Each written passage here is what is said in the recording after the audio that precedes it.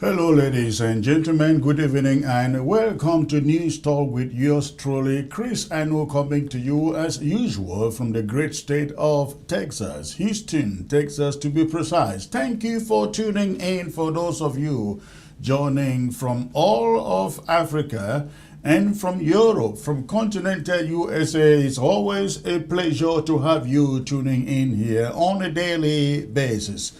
Tonight, we're going to discuss Ambazonia, Southern Cameroons United Front.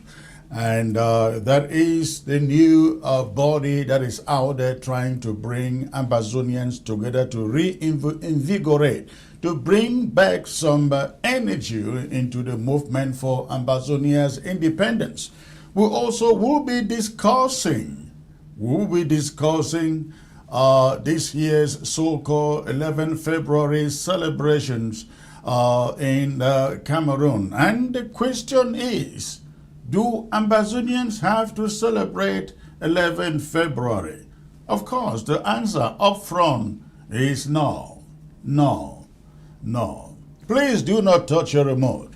I'll be right back. The West lectures the world about democracy. Then it bankrolls dictators. It condemns oppression. Then it congratulates stolen elections. In this book, The Hypocrisy of the West, veteran journalist Chris Anu exposes the double standards that define modern global politics. From Africa to the Middle East and beyond, Western powers present themselves as champions of freedom, while quietly propping up tyranny in the name of stability and strategic interest. This book pulls back the curtain. Why dictators are rewarded after rigged elections. How human rights become optional when power is at stake. Why some wars provoke outrage and others silence. How selective justice shapes the global order. Written in a bold, direct, and uncompromising voice, The Hypocrisy of the West is not a theory. It is a reckoning. It challenges official narratives, names uncomfortable truths, and forces readers to confront a world governed by convenience, not principle. You should read this book if you have ever questioned why some dictators are sanctioned while others are celebrated. Get your copy of The Hypocrisy of the West today on Amazon. Read it, question everything, then decide where you stand.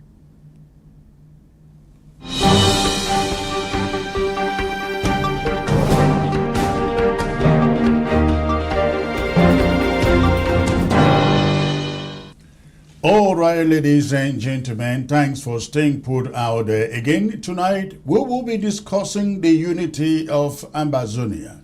Within October of last year, 2025, up to today, we have been talking much of focus on what is going on in La République du Cameroon, talking about their elections and the inability of the regime to rule even after that election.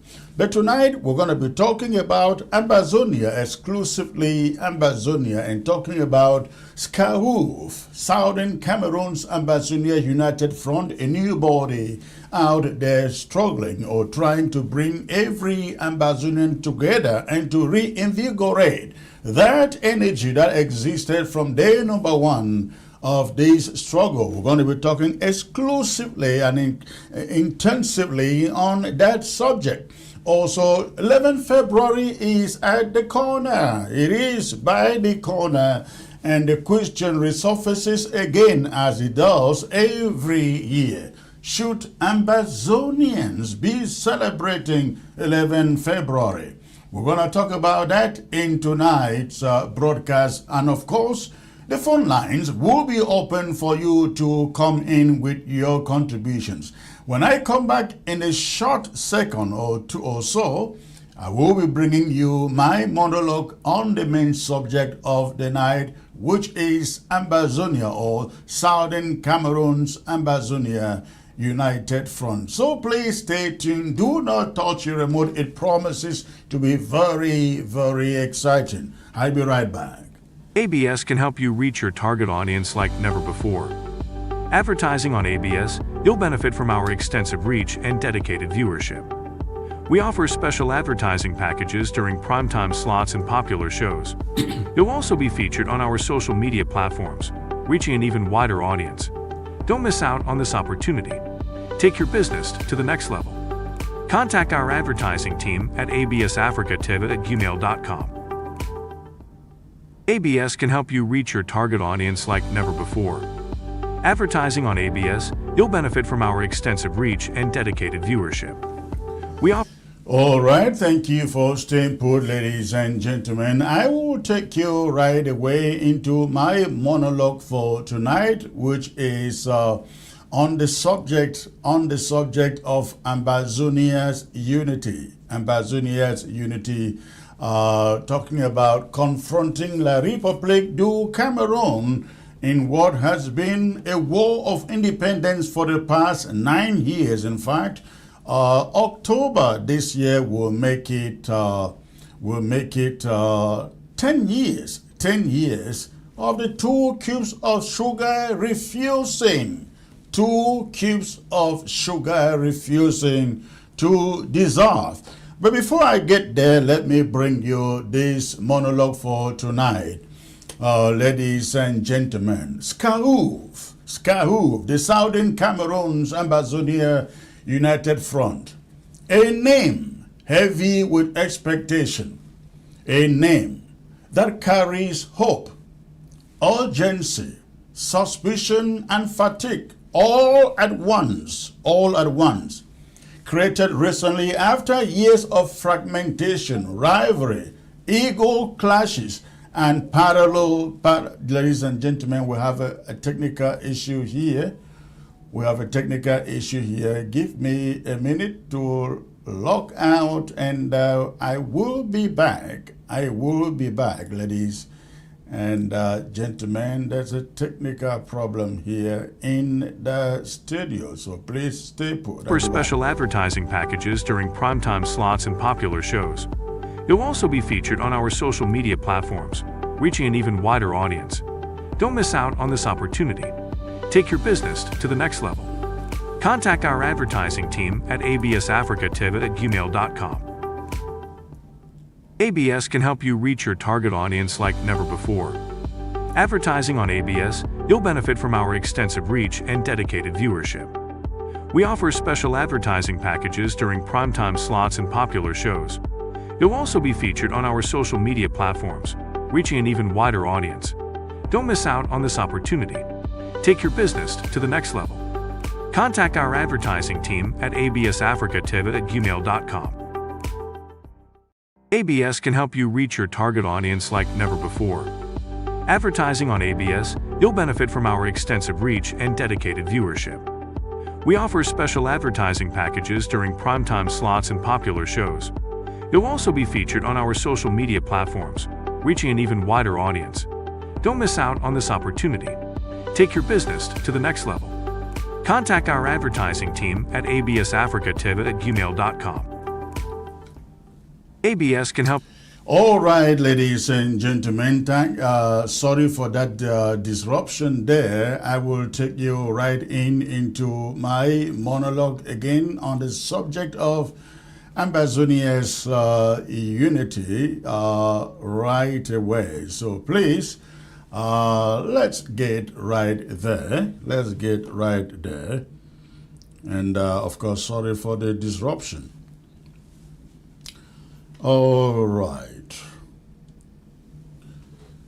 Scauf, the Southern Cameroons Ambazonia United Front, a name heavy with expectation, a name that carries hope, carries urgency, suspicion, and fatigue all at once. Created recently after years of fragmentation, rivalry, ego clashes, and parallel commands. Scauf is presented as the answer to a question that has haunted the Ambazonian struggle from its earliest days. Can we finally come together under one tent, one direction, and one collective will?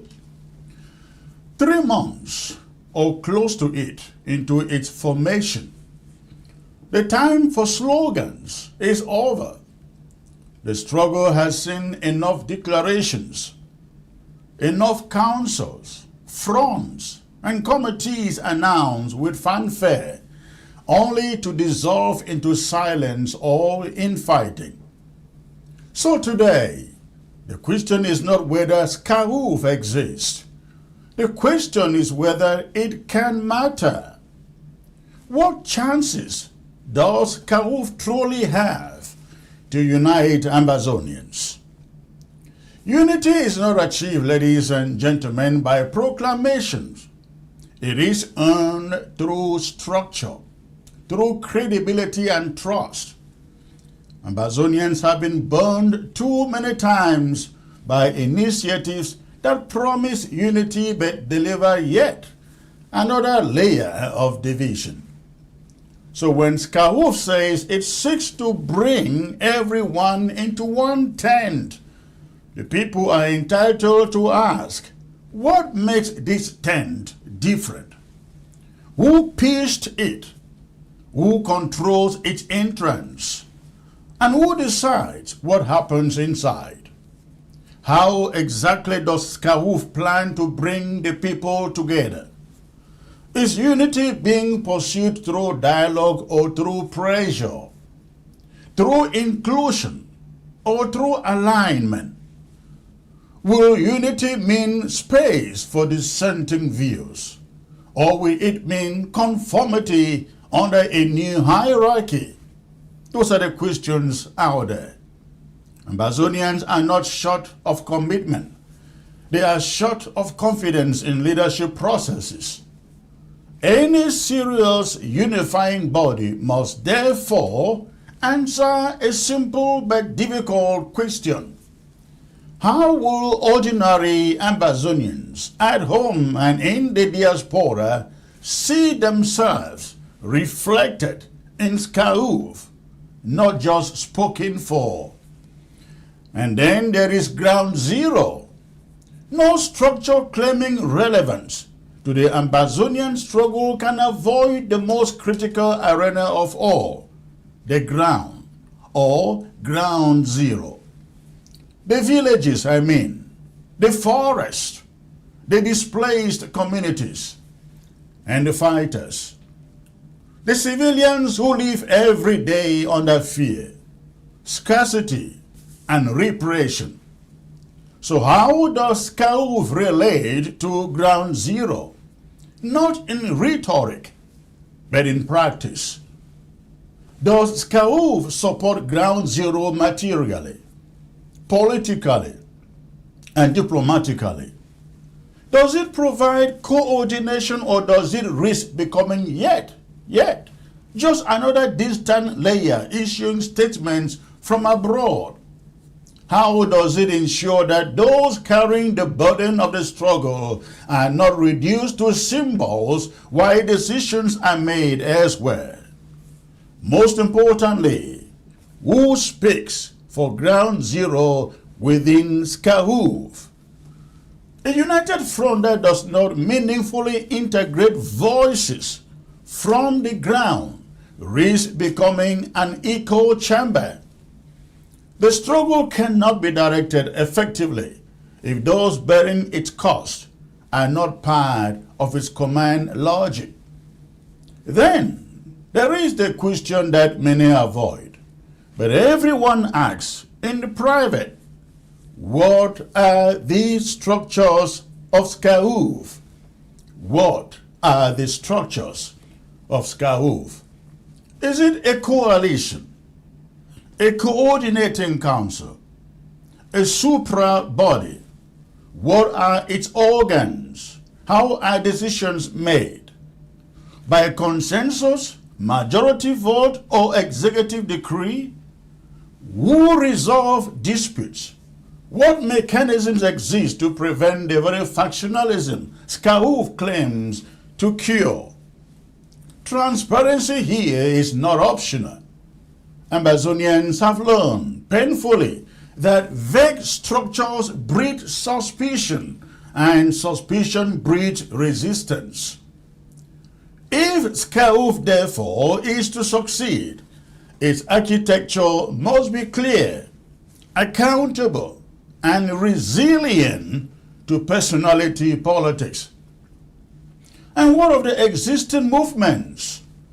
The Ambazonian struggle did not begin yesterday, we know that. It has produced organizations, it has produced leaders, it has produced fighters, supporters, and institutions, however imperfect. How are these existing groups engaging in Scauf? As equals or as partners? As subordinates or as outsiders expected to dissolve themselves into a new framework? Unity imposed is not unity achieved. A genuine united front must answer how legacy groups retain dignity, relevance, and voice while working within a common strategy. Otherwise, Scauf risks being perceived not as a breach, but as a takeover. There is also the matter of legitimacy. Who mandated Scauf? From where does it derive its authority? Is its legitimacy moral, political, electoral, revolutionary, or assumed? In liberation struggles, legitimacy is not granted by titles. It is granted by recognition from the people. And recognition comes only when leadership demonstrates seriousness, sacrifice, and coherence over time. 3 months in 3 months is not a long time, but it is long enough to begin answering hard questions. Ambazonians are tired of false dawns. They are tired of leaders speaking unity while practicing exclusion. They are tired of structures that collapse at the first disagreement. They are tired of being mobilized emotionally and abandoned strategically. So therefore, Scauf must be asked, respectfully but firmly, how are you different? How is Scauf different? Can you unify without erasing? Can you coordinate without dominating? Can you lead? Can you lead without personalizing the struggle? Can you support Ground Zero without exploiting its symbolism? Can you build structures strong enough to outlive individuals? The stakes could not be higher. Fragmentation has cost Ambazonia dearly in lives, in credibility, and in momentum. Unity, if real, could change the trajectory of this struggle. But unity, if superficial, could do even more damage. This is why Scauf must not be shielded from scrutiny. It must be interrogated by the very people it seeks to unite. Because the struggle is not owned by any front, by any council or some committee. It belongs to a people whose patience is thin, whose suffering is deep, and whose hope, though wounded, is not quenched. The question before Scauf is simple and unforgiving. Can you rise above the failures of the past? Or will you become another chapter in them?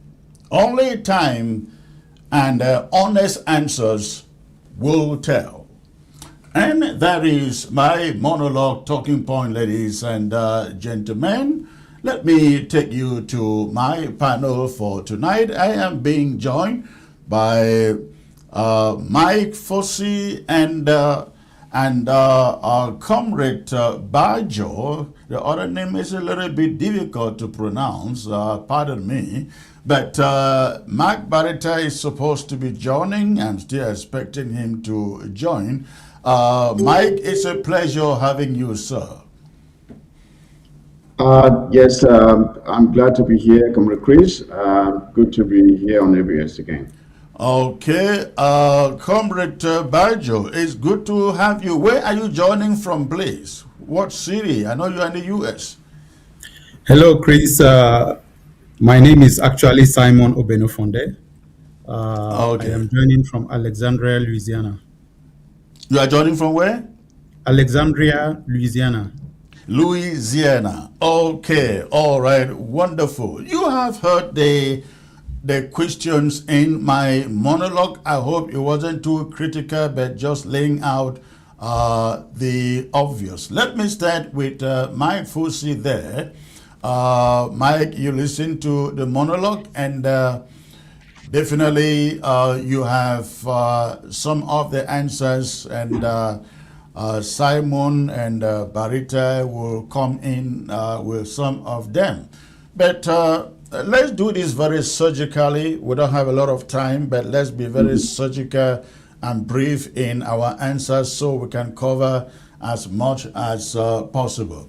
Scauf was formed or created, I think that was, am I correct, November or October?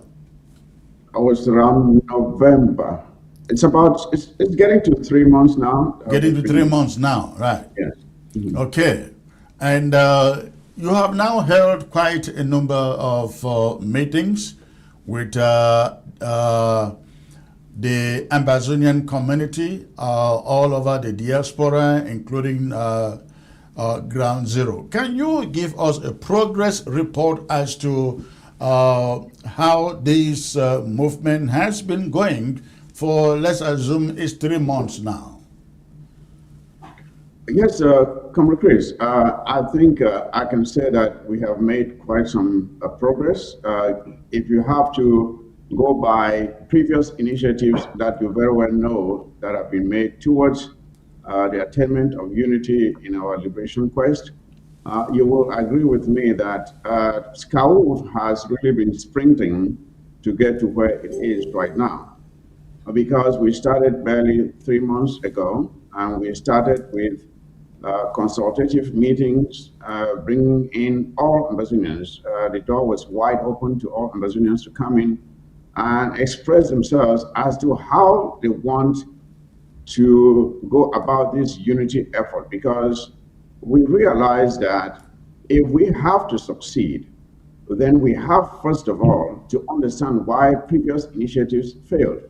And we were out to study that and to hear from the masses what they thought. And what the hearing we had all kinds of voices that came in and expressed themselves.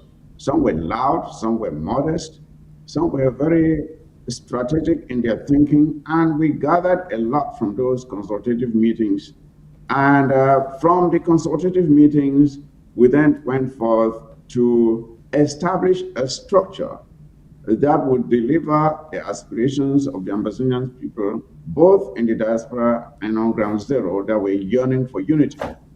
And once this structure, the skeleton of the structure was derived, and this was, first of all, derived by an initial group that was called the Working Group, was selected from amongst the General Assembly. Right there, it was a people-led initiative. The General Assembly picked members within itself and assigned them the responsibility of coming up with this structure. So the working group worked, I think it was about 1-2 weeks, came up with a structure and presented this structure back to the General Assembly for examination, critiquing, and modification. Once this was done, the final version of the structure was then approved. In this structure, the initial structure, there were several branches within the structure. There was the General Assembly itself that was given the overall enormous powers to oversee and censure the other branches of Scauf. And they were given the authority, including the recall of members of other branches of the structure that were not performing as expected, or that were found to be guilty of misconduct. After the General Assembly, we have the committees. The committees are like I would call it the engine of Scauf. That's where most of the work within Scauf is done. And there are several committees, including the civil protection committee. There is the diplomatic committee, the communications committee, the ethics and conflict resolution committee, the social services committee, the committee mobilization committee, and others. So these committees were formed from members picked amongst the General Assembly. Now, after the committees, you have what is called the Secretariat. The Secretariat is like the brain, or I should call it the computer of Scauf. That is where all the planning, the coordination, and everything happens, and it coordinates the relationship between the General Assembly, the committees, and the Leadership Council, which is the last structure that is yet to be established.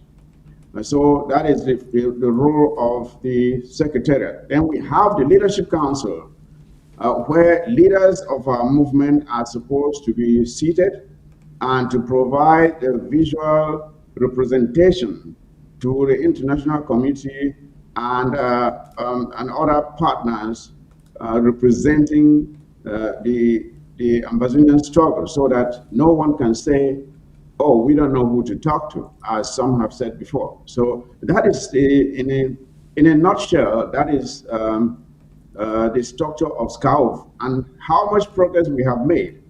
Of course, as I've already stated, we have established this structure, and if you very well remember, just last weekend, we had our first fundraiser, which we call the Country Sunday, the launch of the Country Sunday fundraiser, which is an effort that came from within the General Assembly again, that indicated that those of us in the diaspora, many of us are good at calling for lockdowns of ground zero.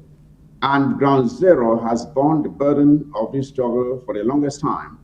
But we found out that the diaspora was missing in the demonstration of their own sacrifice for our struggle, and that it was just but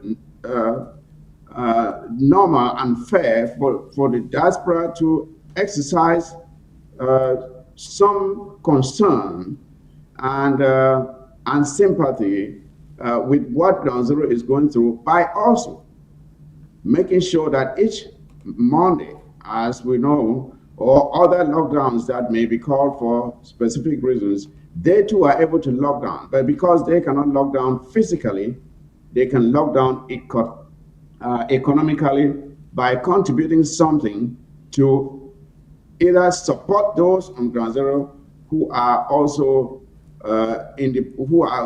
responsible for implementing these lockdowns, and also provide relief when need be. So, Comrade Chris, as you said, we should be brief. I don't want to take it too long. And if I miss something, I'm sure Comrade Mark and Comrade Bajo can come in and fill in. Yeah, as I stated in my talking point, we've had quite a number of groups in this struggle from its inception. So we have quite a number of groups out there. You have the interim governments, you have AGovC, and I mean you can name the rest. How do you differentiate Scauf from every other group out there? Maybe let me pose the question to Comrade Solomon, and then after that maybe it's Barita, who is not on set now, I can weigh in. Comrade Solomon. Yeah, it's actually Simon Obenofunde. Simon, I'm sorry about it. Yes, it's okay. Now, like the Secretary General of Scauf have said we have the Council of Elders where we are going to try to bring them into to take their places. Now, the difference that we have now and the others is in the way we are going to operate. As we are going to operate here, as explained, we are going to operate from take an approach that is a bit different by having a bottom-up approach where we start where power actually belongs to the Congress and the General Assembly, and there they will give all the directives, and then members of the General Assembly, they constitute the different committees. So you come to committee according to your ability and according to your capacity. You look at where you can serve, where you can provide your service at maximum, and then you choose that committee and belong there. So it is not like it's going to flow from the top where directives are going to flow from the top. That is what makes it different. So, like he said, we are just the coordinating structure for Scauf. So I was trying to get a clear difference between existing structures and Scauf, so that people out there listening understand the difference that the Scauf brings in. Comrade Chris, let me take on that again. Let me take on that again. If you look at the structure of Scauf, you would realize that this is not a government. In a government, you have most of the structures that we have leaders who are called either presidents or commander-in-chief and stuff like that. We don't have that in Scauf. So we don't have a cabinet that is appointed by the leader. So there is no risk of surrogacy that we have seen in other structures. Nobody is appointed. You are chosen by the General Assembly to serve in whatever role that you have to serve. And in case where you fail to meet the requirements of your service, the General Assembly has the right to recall you. You are not now, there's no temptation of anybody serving within Scauf to be a surrogate because you are not serving under anybody. That is a big distinction between Scauf and the existing structures. You are not serving under any body. Could you, if you can, advance on that a little bit, because it is a little bit ambiguous there when you say you are not serving under anybody. Is it a leaderless movement? It is not a leaderless movement, but the leadership structure is so structured to avoid the abuse of power. That's what I'm trying to say. So that you come to Chris, you realize that the reason that we have had a lot of problems with previous initiatives is because we have situations where somebody gets up there, he wields now so much power, and because people feel that in order to protect whatever positions they have, they now have to stoop down and lick the boots of the leader and do whatever the leader says. And even when the leader misbehaves, and the very structures or rules that were put in place to guide that very movement are supposed to be applied, the leader goes rogue. And some members of his or her cabinet will choose to side with him or her because that person has the right to appoint them. That is why we are saying here that it does not mean that Scauf does not have leadership. The Secretariat leads Scauf for now. And when the Leadership Council is seated, they will provide the vision for Scauf and for the Ambazonia struggle, and there will be the visual representation of Scauf out within the international community.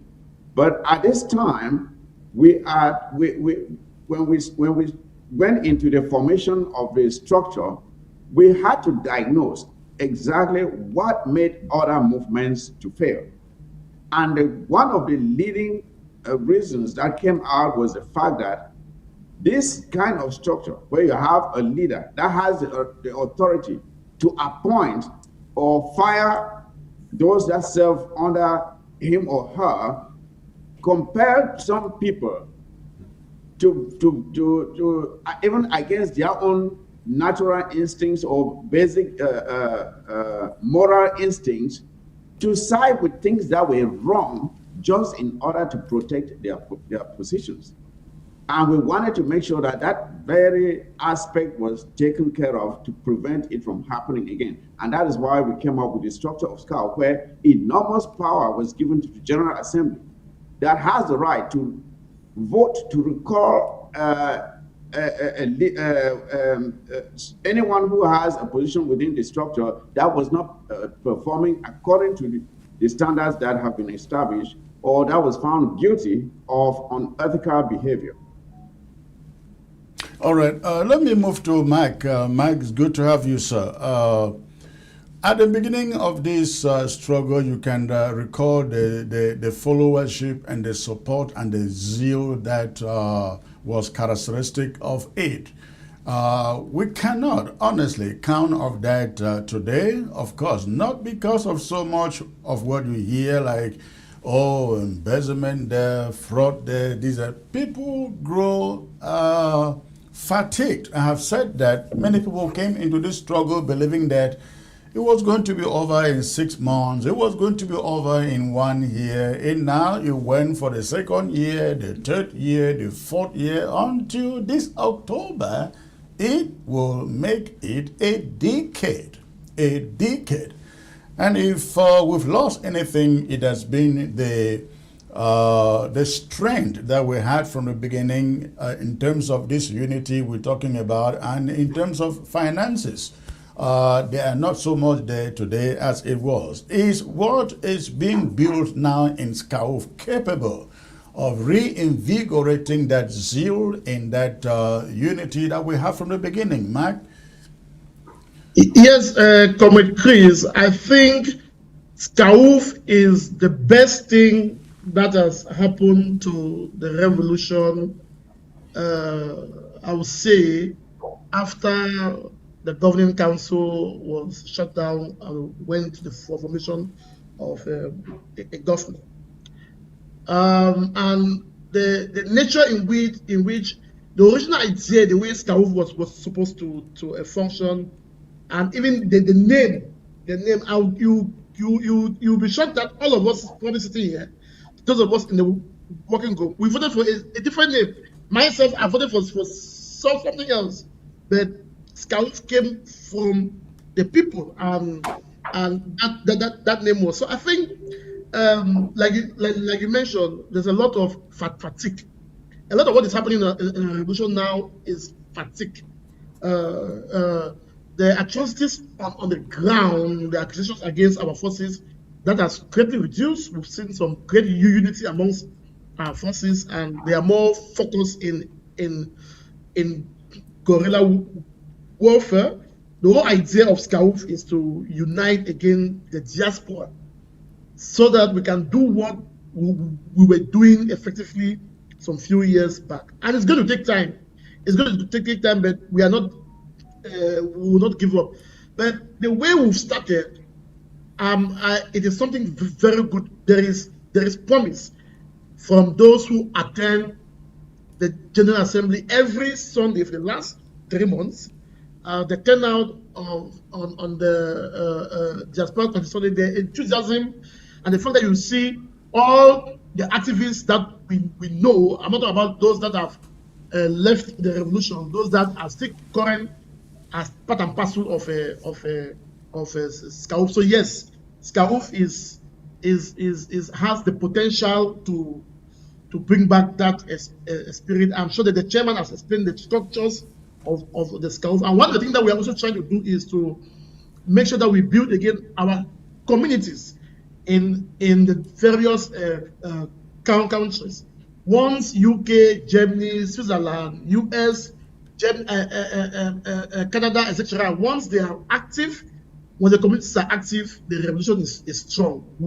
We've seen that, and that is, we are on that process. We are waiting the day that the groups and the leadership would say, oh, you know what, they are coming together to sit in that council. Their role and place is there, but the people, we cannot keep on waiting and keep on, because that is what has happened in the past. We're hoping that these groups and leaders will come together. That's always been a big failure. Chris, you yourself, you've tried a couple of times. That's always been a big failure. So the people are taking charge of the revolution. We, the people in the diaspora, we have taken charge. We are born Southern Cameroonians, Ambazonians. We have that inalienable right, like you said. Legitimacy is drawn from the people, and from the fundraising that we had, from what we've seen, from the different committees, from the commitment that we've seen. Diaspora is ready to have a part 2 of the revolution. Thank you. I just think we should add Yes, go that on. sometimes somebody said that, he said in Pidgin that when done sweet, the invite man may come, may join. So I am sure within a very short time, most of the people who have, it's not like they have lost interest or they are no more interested.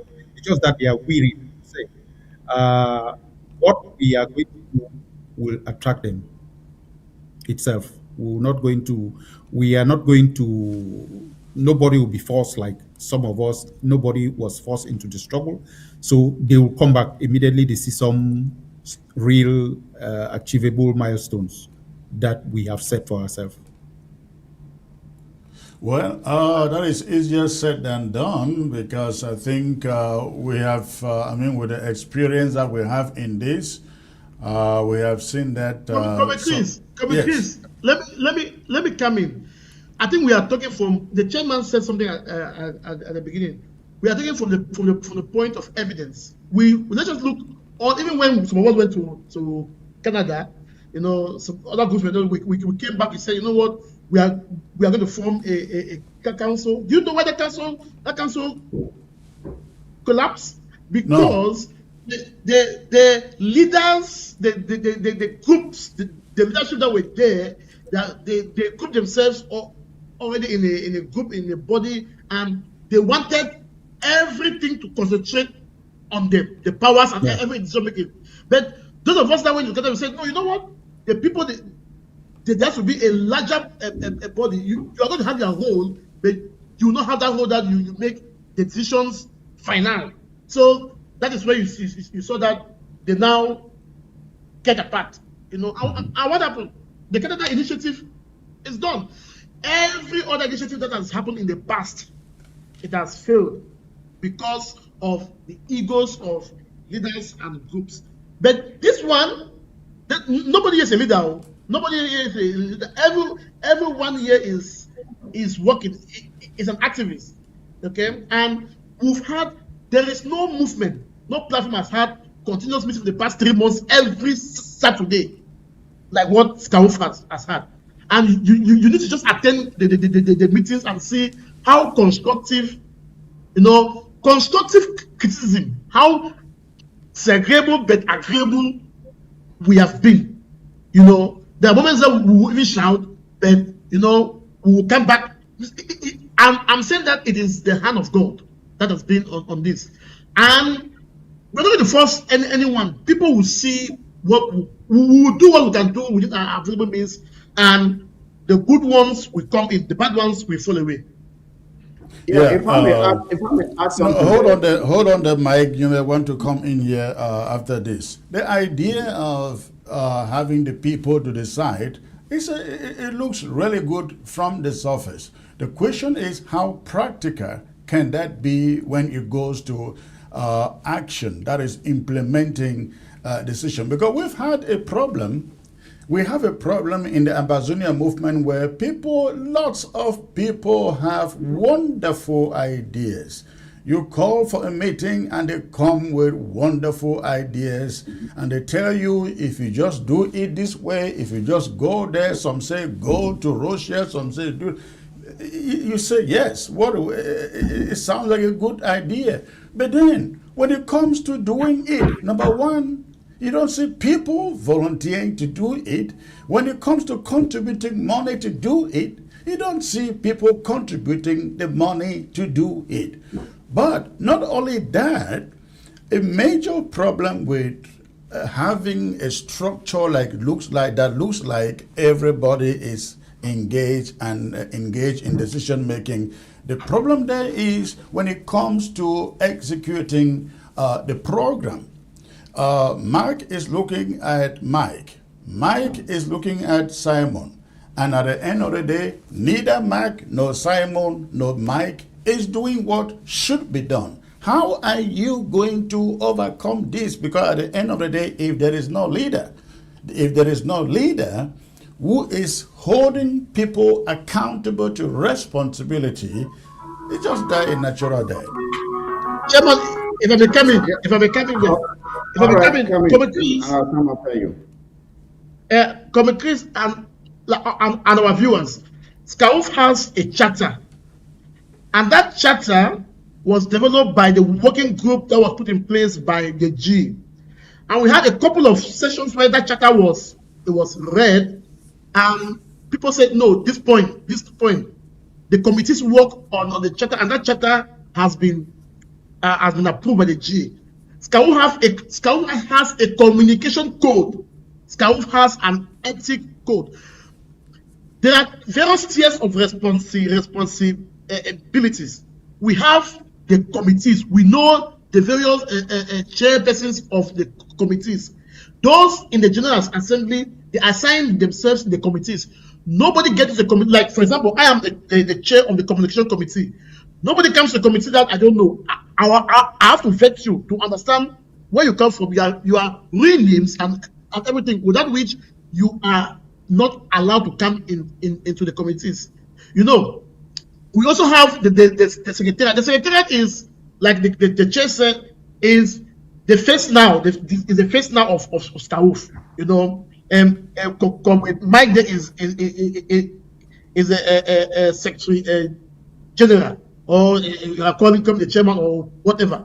Okay, that is the functional arm of Scauf. We don't make the decisions. All the decisions are being made at the level of the General Assembly, but the units work at the level of the committees. The committees collaborate with the secretariat, and we take it back to the GA that this is what we found. Do you agree? Fine and good. Once it is approved, we go down into implementation. So the committees and the secretariat, they are the implementation arm. So if somebody has to hold Scauf responsible as of now, they will call Mike Fusi. I'm the spokesperson. They will call. Commissioner is the IT person. We have people that the GA can pinpoint that you have not done this. You have said this. So yes, there are tiers of responsibility, and we've put all those things in place based on the history that we've had in our revolution. Most of the groups, they were just there. They won't care.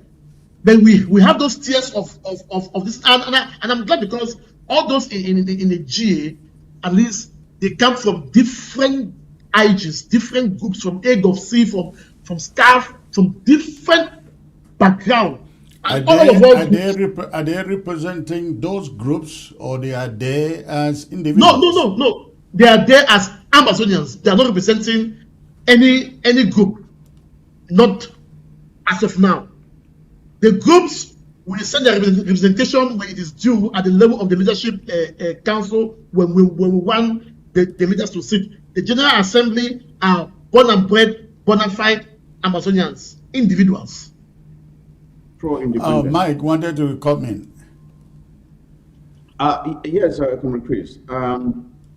The one thing that has really discouraged a lot of Ambazonians is this thing about the abuse of power and lack of accountability.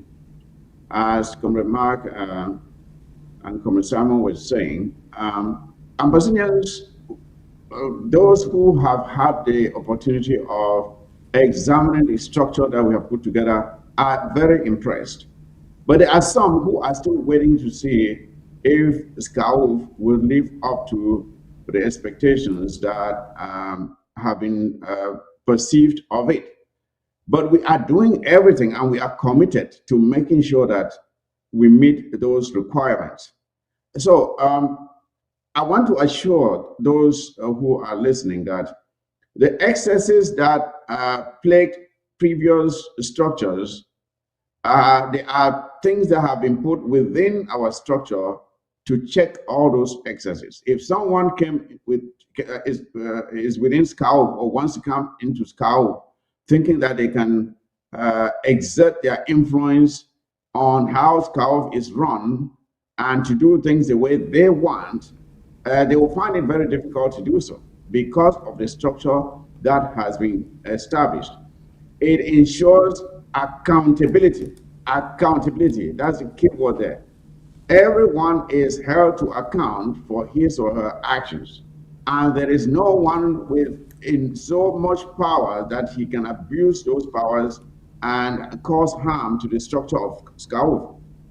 As Comrade Mark was saying, you can rest assured that when we talk about the structures that exist within Scauf and the intent of the founding members of Scauf and the General Assembly to see Scauf function as a structure that has never before existed within our structure, we are serious about it. We are very serious about it to make sure that we have accountability, transparency, especially with the management of resources. That is paramount. And there are structures within Scauf that have been put in place to ensure that it happens just as I've said. So there is no doubt, if you were to consider how far we have come in such a short time, Comrade Chris, you will admit that there has been no other initiative prior to this one that has made this much progress within such a short time, to the point where we have already held our first fundraiser, and the response was very positive. So if you ask me, I will tell you that I'm very, very optimistic. However, Ambazonians will only invite them to judge Scauf by what they do going forward. But we are also saying that it is not enough to just stand out there and watch. If you have the zeal to see Ambazonia free and you have some talents that can help to even expedite what we are trying to do, you are invited to come in. There is room for everybody. Nobody is held out. You don't have to be worried about being appointed or anything because there are no appointments. If you exemplify yourself within the General Assembly and you prove that you have the talents to serve, you will have an opportunity to serve Ambazonia. That is the vision that the Scauf has for this struggle. We want to dismantle this thing where we build so many boundaries and barriers between each other. We want to open the door for all Ambazonians to come in and work for our collective liberation. That is the mission of Scauf. Yeah, you know that within this movement, as I stated earlier, you have different organizations that have existed until now. And if the idea of Scauf is to see that we bring everybody in to function as one, how are you approaching, or how is your approach to these other groups to participate, to see the need to belong in the Scauf? I will have you answer that, and then Simon will also take part of it. Go on. Yeah, Comrade Chris, we have reached out to every movement within our struggle. We have written official letters inviting them to join us. We have held meetings with some. Some have said, well, I will not explain, I will not come here and broadcast what others are saying, but rest assured that we have reached, nobody has been left behind.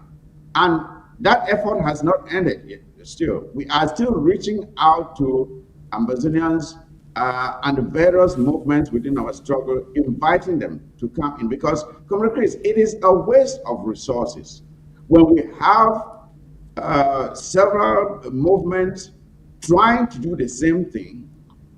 You scraping your own little resources there, me scraping, Scauf scraping here, the egg of seed scraping there, to go and do things that we could come together and do those things collectively.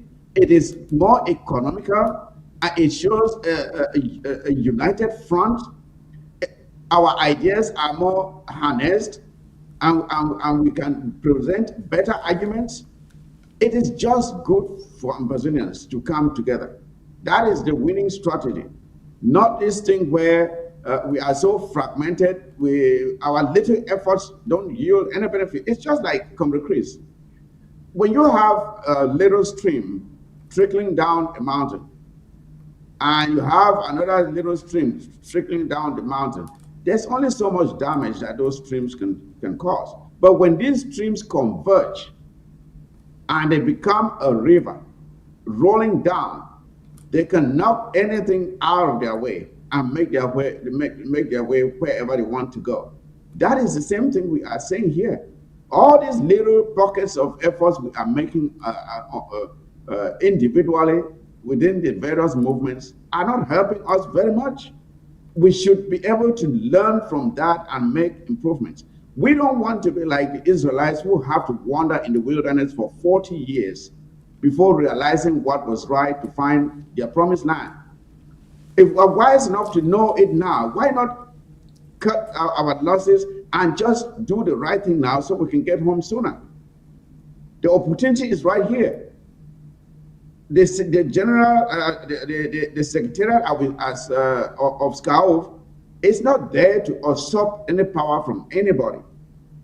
So I guess my question would be, what is the nature of the outreach you are making to these groups out there? Of course, we know the interim government with Dr. Epa is very much engaged.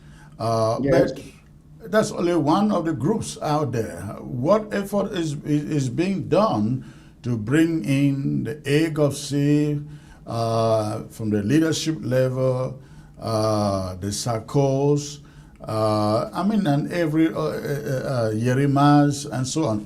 Talking about from the leadership level, because when you have their leaders engaged, then you can easily have their followers want to come in and belong. As you rightly said, there are already some of the leaders that are bought into the ideology of Scauf, and we are still working on convincing others to come in. As you very well know, as I've explained here, during the initial phase of our initial engagements, we were very committed to setting up the structure first. Now that the structure has been established, we are now, the last phase is this last one of engaging with the various movements to make sure that the Leadership Council is constituted. That is where we are now. We have already drafted some letters which will be going out to these movements, inviting them for us to meet and see how we can establish and have these leaders occupy the Leadership Council, which is already there. They just have to come and occupy it and provide the visual representation of the Ambazonian struggle so that we are speaking with one voice, and so that the international community will no longer say they don't know who to talk to. So it is as much as we are extending the hand, somebody needs to take that hand in order for there to be a handshake. If we keep extending the hand and there's nobody out there to take the hand, there won't be a handshake. So we are here calling on the leaders of the various movements that when we reach out, please respond. Let us come together and do what is right for Ambazonia. So, Comrade Simon, let me pick up on where Mike left there. Extending a handshake to every leader out there, of course, is the right way to go, the right thing to do. But what if they say, you know what, we're not interested? What becomes of Scauf? Well, I think that the subject of unity is not something to dwell on. Everybody knows the importance. In fact, there's one thing that Comrade Mike left out, that the dispersed rounds that we go, they result in even some people scamming us. That is double payment. You pay this somebody, because he knows that he will collect from here and collect from here. We've had cases from even from our people down, where they come to this group and collect money, they go to this other group and collect the same money for the same thing. So everybody knows the importance. It is on them to accept our hand that we are going to extend to them. We can only do so much. But then, while we are doing that, we are also going to continue work. And like I said earlier, what we are going to do, we will start having some results, and they will see it, and then they will be spot. We are not going to stop, so we are just going to continue calling on them. The image you have on your screen there is some of the images from the beginning. I think the one you are seeing right there, it was in DC sometime last year, but the image you see right there, that was from ground zero. But I am talking about the enthusiasm that marked the beginning of this thing. You look at ground zero there, people carrying the photo of Sisiko. You look at Washington, D.C. there at a rally that we organized in front of, when Paul Biya was invited. And then you have that one coming from London. That is what we are talking about. That is the energy we want to see reinvigorated. Looking at that, what would be your appeal to Ambazonians looking at these humble beginnings up to all the way to, I would say, around 2023? Now, we know that, we know deep down inside us that people are just weary. They are just looking for a ray of hope. Some of them, they are, because of what they have gone through, they have despaired, but they still believe in the cause. Everybody who started still believes in the cause. It's only about a very minute percentage that think that, okay, this thing is a waste of time. But sometimes if you don't give them a means to show them a ray of light at the end of the tunnel, it's human nature. Some people will give up. So we are going to do all we can do to rekindle their hopes that we have a direction, that this thing is doable. That is all they need to know, and they will join. We cannot go to their houses and force them, but then everybody knows that they still believe in what, they still believe that Ambazonia is possible. Just that they are just feeling that maybe they have despair. So what we'll do, we have a roadmap where people will start seeing results soon, and we will rekindle their enthusiasm again. And they'll come Let me pose the same question to Mike. I see Barita is off of the set. So Mike, this is what we are looking for. This level of enthusiasm that we used to have. This rally was just, I think, 2023. Or early 2020. No. When did Biya come to Washington, D.C.? I've forgotten that, when he was invited there. But yes, that is the kind of the level of enthusiasm that we are looking for. Look at London, look at D.C., and then you see ground zero. That is the level of enthusiasm we are looking for again. Can we get there again? Chris, yes, I believe that we can definitely get there.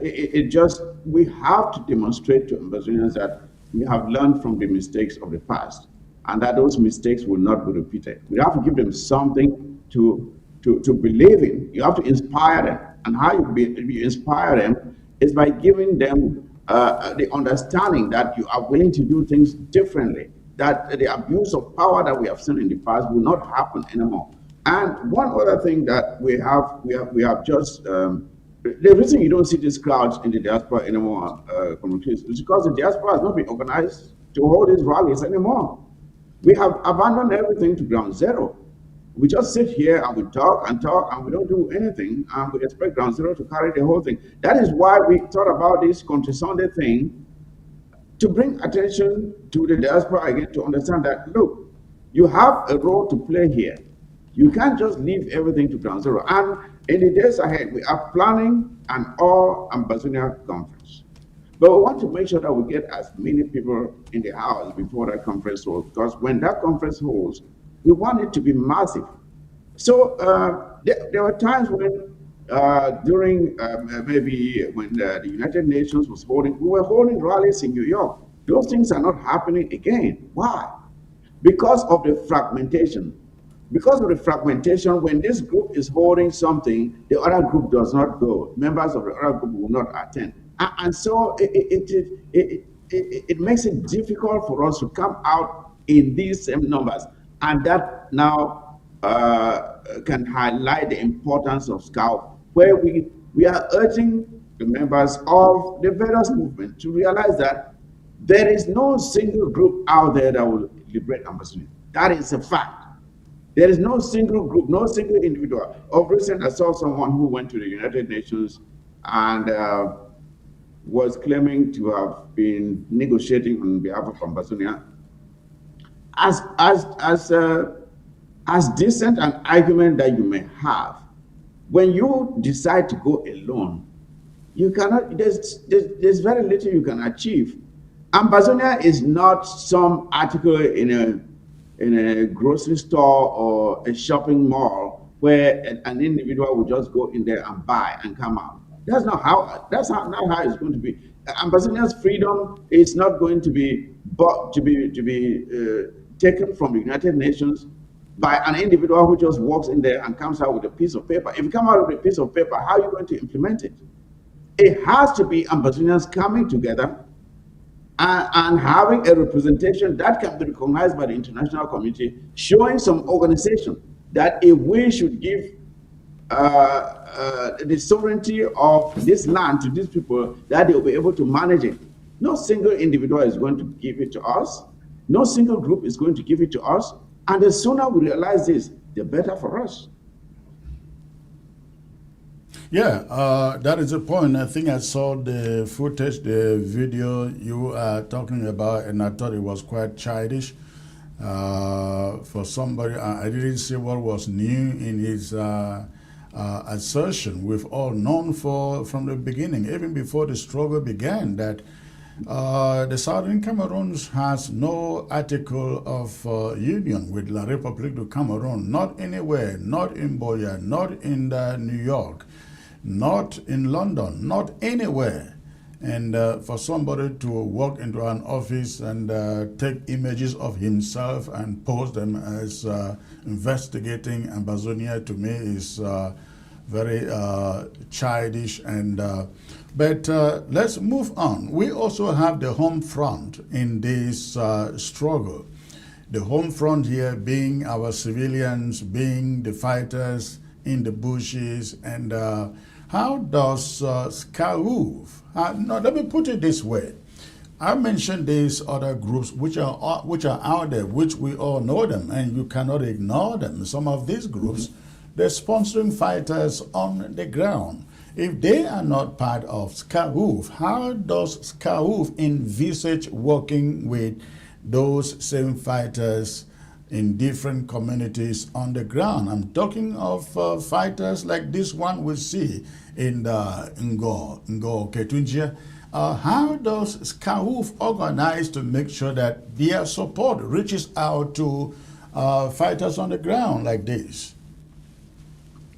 Comrade Chris, our Civil Protection Department has a gathering of that has the most representation of all the movements with the movements within our struggle for the past 9-10 years that we have been pushing against La République du Cameroun.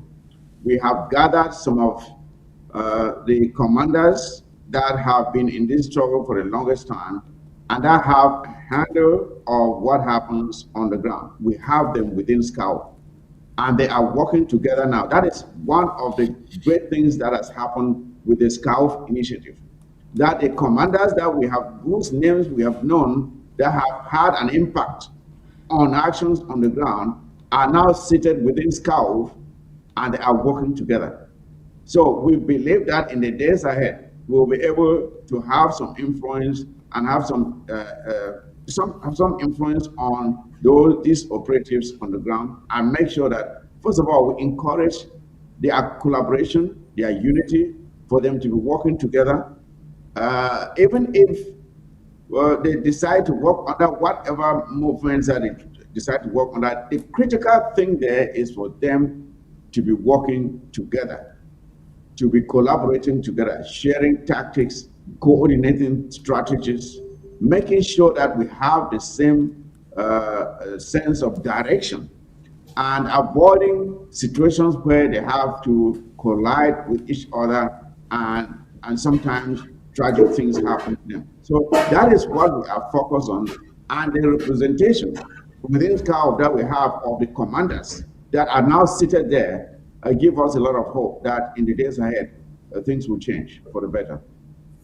Yeah, and to add to that, we must understand that no particular group owns fighters. And the fighters are the answer to everybody. When I say answer, I mean that they get resources from everybody. So that is the more reason why we should come together, so that we should focus our meager resources to one pool. That way we'll be better able to direct them. If you want to sit and say, no, this is my fighter because I am the one giving him money, you are not the only one giving them money. You might think you are the only one giving them money. You are not. We have been working with them and we know how it goes. Yeah, I think you are very much on point there, Comrade Simon, because I have suggested that, and I continue to drive that message, that I think the moment has come when we have one united force, and it is Ambazonia United Force on the ground.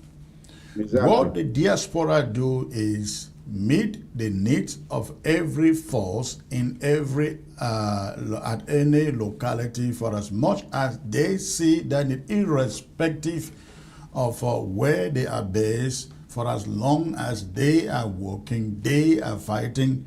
It should not be said that that force belongs to that person, that force. That is one thing that messed up the struggle from the beginning, to the extent you had ADF executing people by firing squad. If I didn't stand up and spoke the truth to those who manage them, I think we may not have had a struggle at this moment still going on because of what they were doing, burning people's cars in the name of taxi taxi colors, taking people to the public square and executing them by firing squad.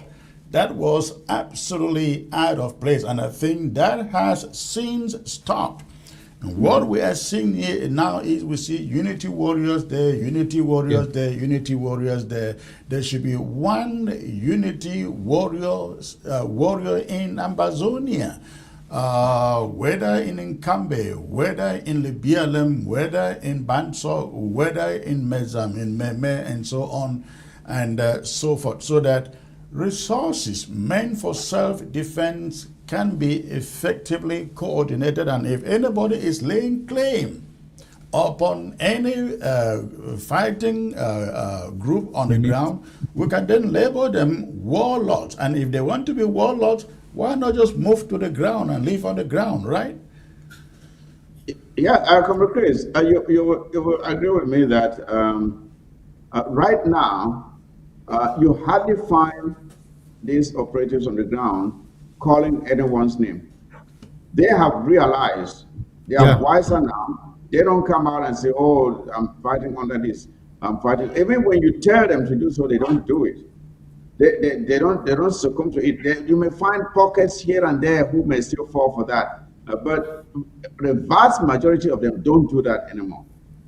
They've realized that they are better off working with their brothers in the various other counties and LGAs, and that is what they are doing. And to take it further, you realize that the yearning for the unity of the diaspora actually came from ground zero, and they have been crying for the longest time that they want to see the diaspora united. They want to see the diaspora uniting as they are doing on the ground.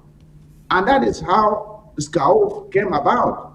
We were simply responding to the cause of those on the ground that wanted to see us working together as they on the ground are working together. We are actually learning from them. We are not teaching them anything. They are the ones teaching us how to come together. And we are simply responding to their request by the establishment of Scauf. And we hope that those of us in the diaspora will see the benefits of this initiative and join it to make it stronger, so that as the ground zero is uniting, we in the diaspora are also uniting, and together we can achieve our freedom sooner than later.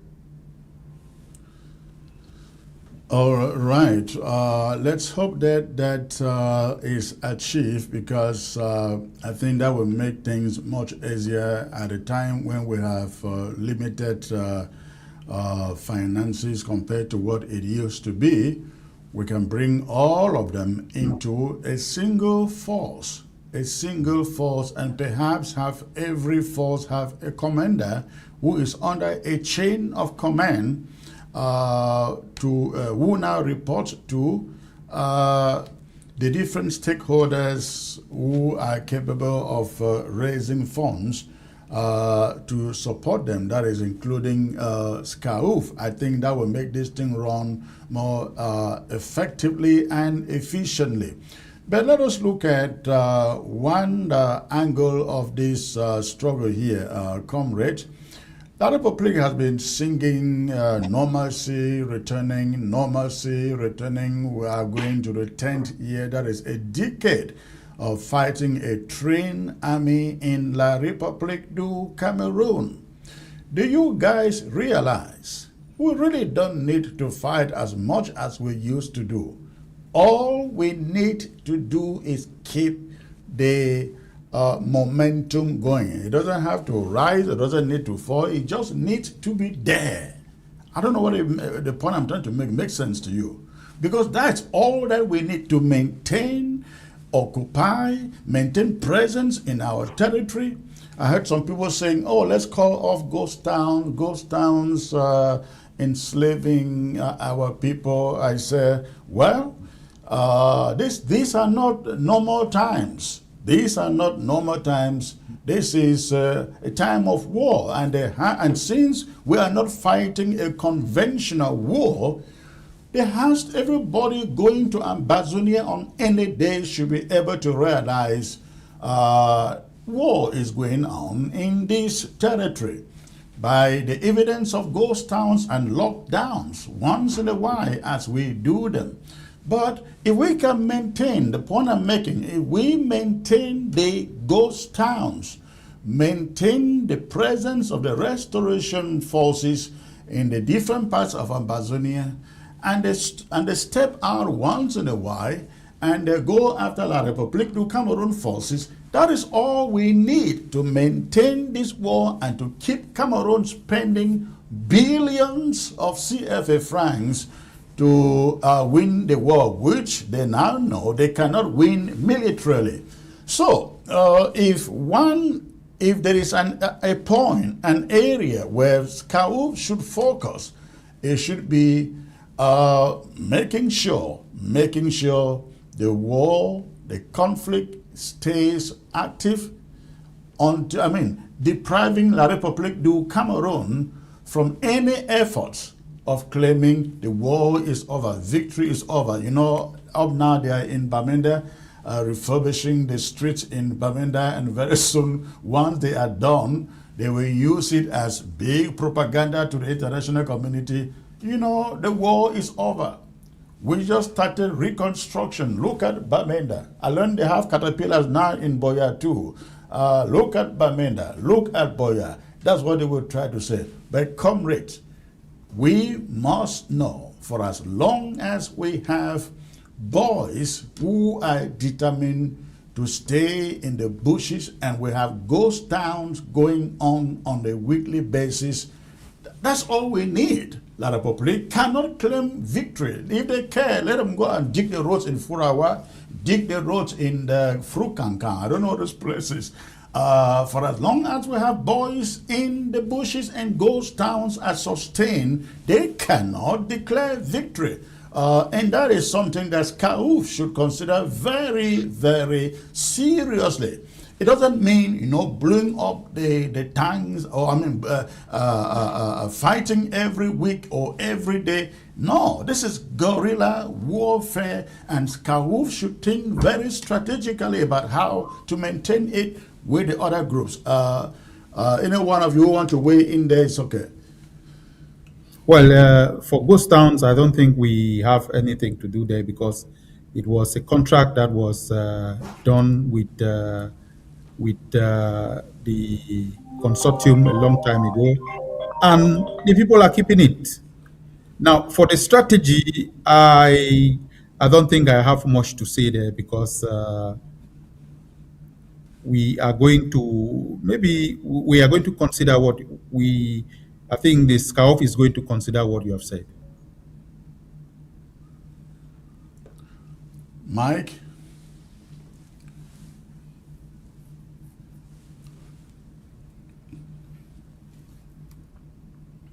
Yes, Comrade Chris. Yes, so I was distracted there a little bit.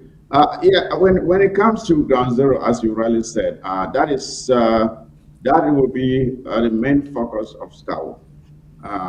I will not say here what we are planning to do, but Comrade Chris, you can rest assured that as much as you're saying, maybe we should just maintain our presence and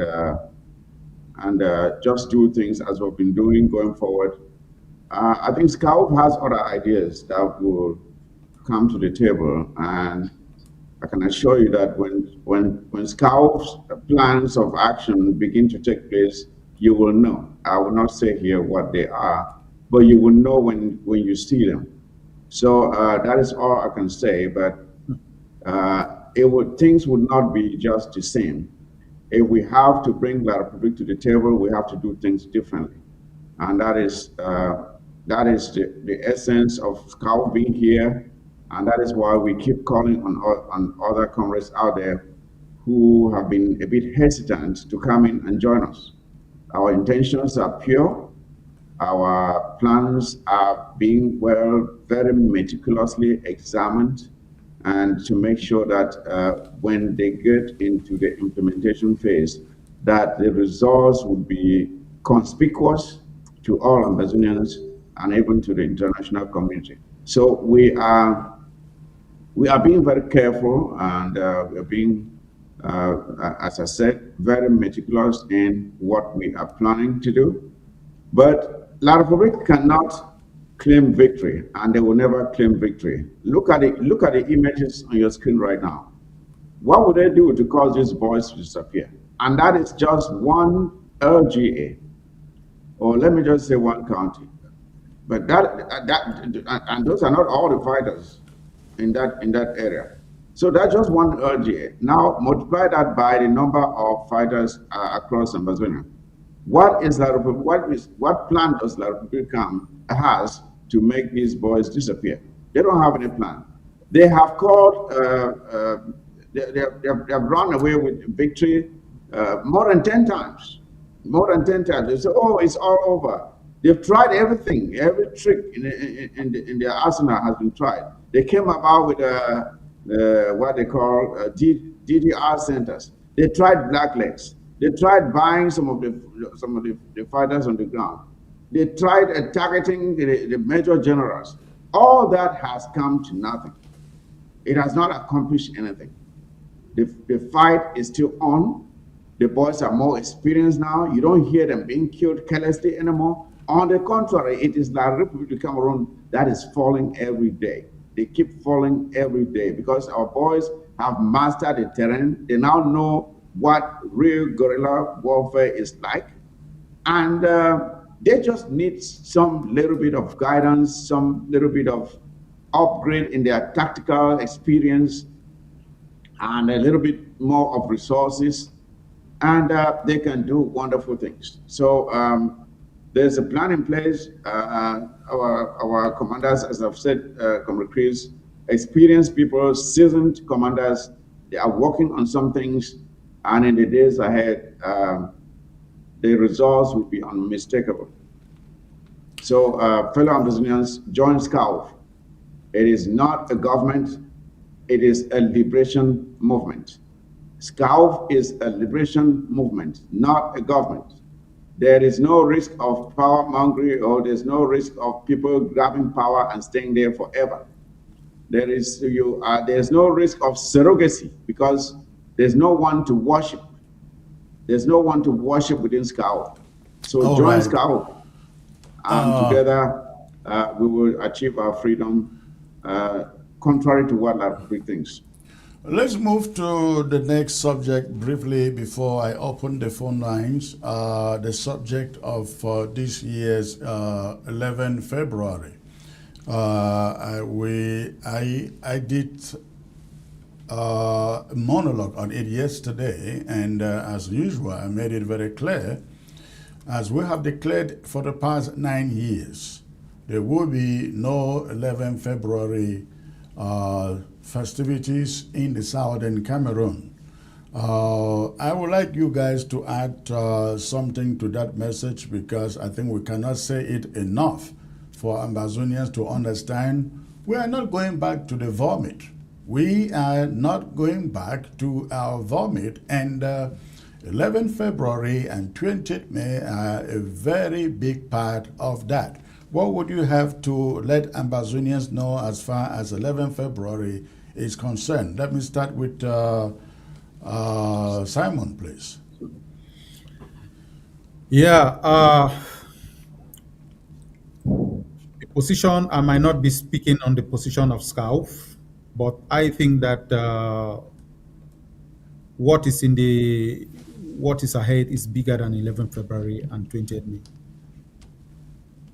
What is coming is bigger than 11 February and 20th May. Ambazonians should not waste their resources trying to enforce 11 February or 20th May. But I believe every Ambazonian knows the origin of those two days, and he knows that they are not in our favor. They don't edify us. Those are the real things that brought us to where we are. So they should just avoid it. But if you ask me as an individual, I would tell you that we should not waste our resources in trying to enforce it. Mike? Yes, Comrade Chris. It is funny that La Republic, every 11th of February, they want us to go out and celebrate. But the question is, what are we celebrating? If La Republic wants us to go and celebrate the 11th of February, they should tell us exactly what happened on the 11th of February that we are celebrating. Have they ever told us that? Let them tell us what we are celebrating. Then maybe we will be inspired enough to celebrate it. Let them tell us what we are celebrating. What are we celebrating on the 11th of February? What happened on that day that we are celebrating? You cannot be refusing the very premise of the celebration of a day and then telling us to go out and celebrate the day anyway. You cannot say that you do not recognize the fact that this event happened, and then you are telling us to go out and celebrate it. If we are celebrating the 11th of February, then why are we called La République du Cameroun, or they want us to believe that we are called La République du Cameroun? How did we get to that name? How did we get from the Federal Republic of Cameroon to La République du Cameroun? Can they explain to us how that name change came about? So it is a travesty. It is very sad, and they want Ambazonians to have amnesia. They want to completely erase our existence and to make us believe that Ambazonia started existing from 1984, which is not true. That is what they want us to believe. So you must be out of your mind to go out on the 11th of February that you are celebrating. You must first of all ask yourself what you are celebrating. What are you celebrating? The person who is telling you to go and celebrate, ask them to explain to you what you are celebrating. When they've told you what you are celebrating and it makes sense to you, then maybe you can go out and celebrate. But first of all, start from the beginning. They have to explain to you what they want you to celebrate. What happened on the 11th of February that you want us to go out and celebrate? That is what I want a lot of people to explain to us. Until they do so, stay at home. All right, that is the message. Stay at home. Stay at home on the February 11 if you are anywhere in Ambazonia. It is not meant for us. It's the day that made us slaves to neighboring La République du Cameroon. All right, gentlemen, please stay put. We're going to open the phone lines and hear from our listeners out there. Before you call, make sure that you shut down the volume of your set. Make sure you shut down the volume of your television set before you call. As when you call, listening to the volume of your television set, I will be hearing your television set. I won't be hearing you. So when you call, again, focus on your phone. The number is up and down. That's the number in your screen. So go ahead and call. Let me know what is on your mind. Unfortunately, for those of you watching who would normally watch us by ABS television, ABS is not running on satellite at the moment. We're hoping that we will turn it back on. We will turn it back on satellite. But when these things happen, the border on finances. So do not hesitate. Do not hesitate if you can to support ABS financially so we can stay on satellite and keep Ground Zero informed and educated. It is very, very critical. Ladies and gentlemen, we can lose our fighters on the ground. We cannot lose our voice. We cannot lose our voice. It is critical. That is how people know, the world know, we are still at war. So if you want to contribute, to assist ABS financially, please use the number on your screen.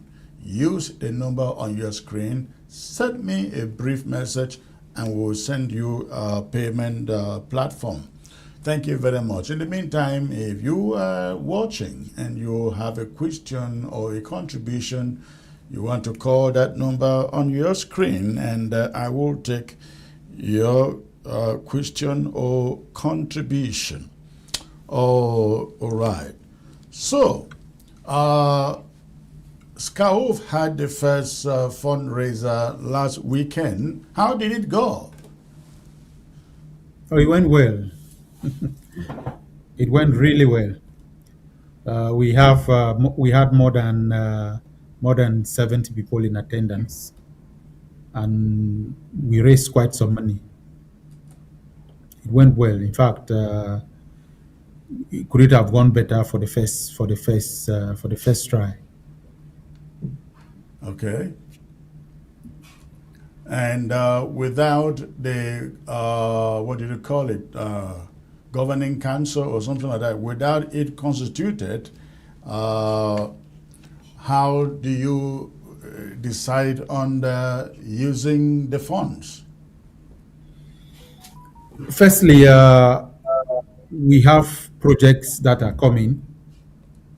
And secondly, we should just have some money handy, and the GA will tell us exactly how they want it to be executed, how they want the funds to be used. All right.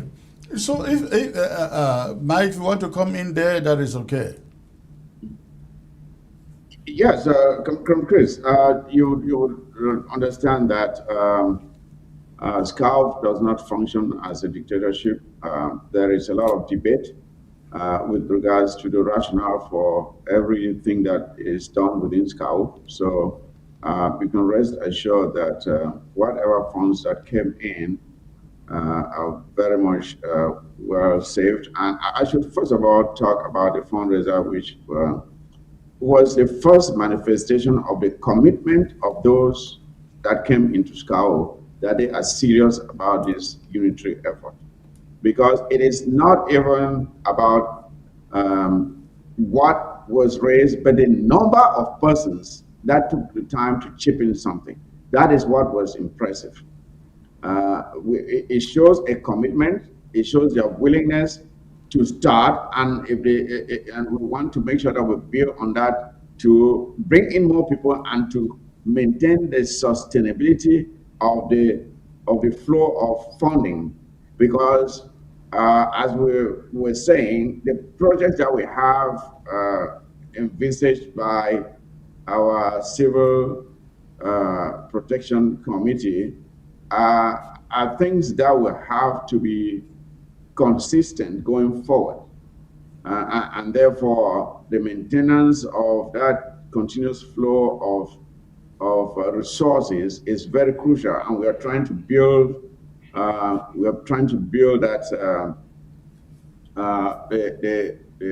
the membership that will maintain that flow of resources.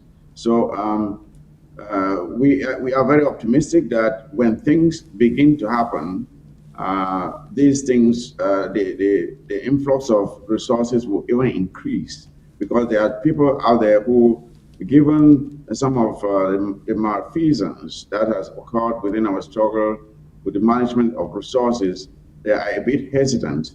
But we are very determined to portray accountability and transparency in how we do things, to give Ambazonians the confidence that they can trust the structure that Scauf has built. They can trust this structure to deliver, and that the excesses of the past will not be repeated. So with that confidence, when we demonstrate to Ambazonians that we are able to be transparent and accountable, I'm sure that many of them will want to trust what we have put together. And as Comrade Simon said, when you are in a dancing hall and the good music is played by the DJ, no one tells you to get up and dance. You simply find yourself on your feet dancing as if you are being moved by the Spirit. That is what we expect Scauf to do to Ambazonians when things start going so well. They will find themselves joining without even realizing it. All right, gentlemen, I think in the absence of any calls coming in, we will call it a night here. But I want to again apologize to those on Ground Zero who would normally watch us by way of ABS on television. We are not on the satellite today. I don't know when that will come back on, but we're doing our best to get it back on. When these things happen, they happen for financial reasons. And please, if you are out there, you can support ABS to stay on satellite. Do not hesitate. Do not hesitate to text me on the number on your screen and to make a contribution. Whatever you can support ABS with to stay on satellite for the people on Ground Zero, ladies and gentlemen, it is very critical, very, very important. So if you can support, use the number on your screen, send a text to me, and I will respond to that with a payment platform. Again, in the absence of any call, We'll call it a night, but before we do that, you guys have any last word, any last appeal before we go? 50 seconds, please. Yeah. Well, Yeah, Yes, go you on. go ahead, Comrade Simon. yes. We just want to assure Ambazonians that they should understand that no one individual can take us to the finishing line. We need to work together, and we have put a platform to make that possible. We'll be coming to everybody so that we can work together. Please, if we extend our hand, please take it. Thank you very much. All right. Thank you, Mike. Yes, very much so. We also, I would like to call on those who are listening to us that the next session of our General Assembly meeting will be holding this Saturday. It starts at 6 p.m. Amber time. Let us build on the momentum coming off of our fundraising. We want to start strategizing on how to start the implementation of the projects that are envisaged by Scauf. So please come in and be part of it. You have an idea, you have a strategy, whatever you have, just come in and be part of it. And when it comes to the Country Sunday launching, please, it was just a launch. But henceforth, we have to maintain our own support of what is happening on the ground by making sure that when they are locking down every Monday, we too are locking down in the diaspora economically. Let us continue to chip in. If we have 500 Ambazonians chipping in just $10 even a month, that can go a long way. But we're saying we can make it $10 a week, that each day that you go to work in the diaspora, I'm sure many of us make more than $10 an hour. So if you can give just 1 hour of whatever you make to the Country Sunday for that Monday and keep the rest to yourself, we will appreciate that. So comrades, it is up to us to liberate ourselves. No one will do it for us. So it is our responsibility. Taking the cue from our brothers in the Sahel, if you like what Traore is doing, I tell you, be a Traore for Ambazonia. Do your own part so we too can be free.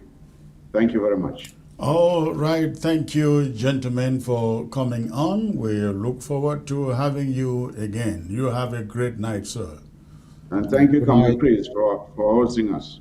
All Good night, right, everyone. ladies and gentlemen. Again, in the absence of your calls, we will call it a night here. But before I go, please, we need your support to keep ABS on satellite.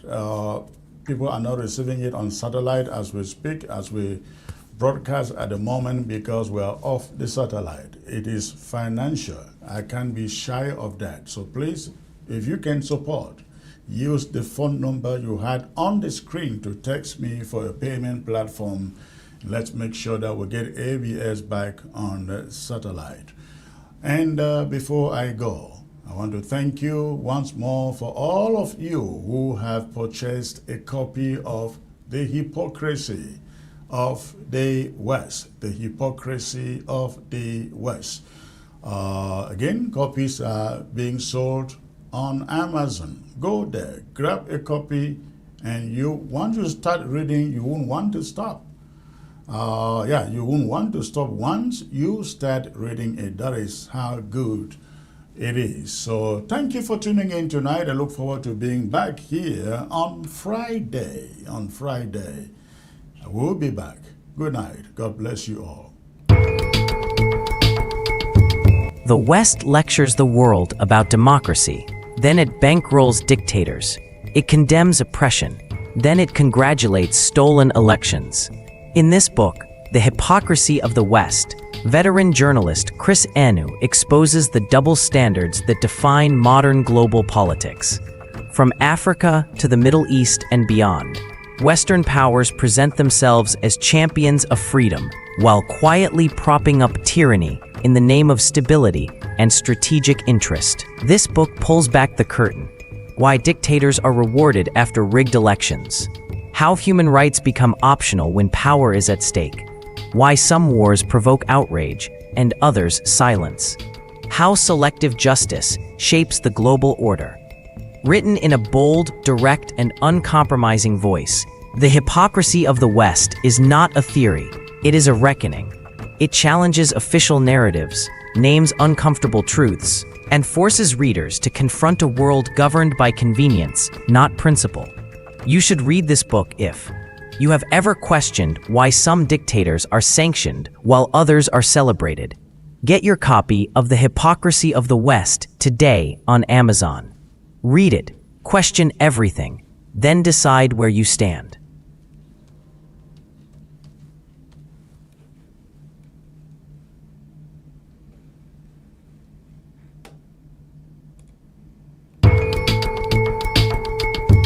The West lectures the world about democracy, then it bankrolls dictators.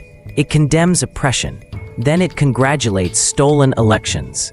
In this book, The Hypocrisy of the West, veteran journalist Chris Enu exposes the double standards that define modern global politics. From Africa to the Middle East and beyond, Western powers present themselves as champions of freedom, while quietly propping up tyranny in the name of stability and strategic interest. This book pulls back the curtain. Why dictators are rewarded after rigged elections. How human rights become optional when power is at stake.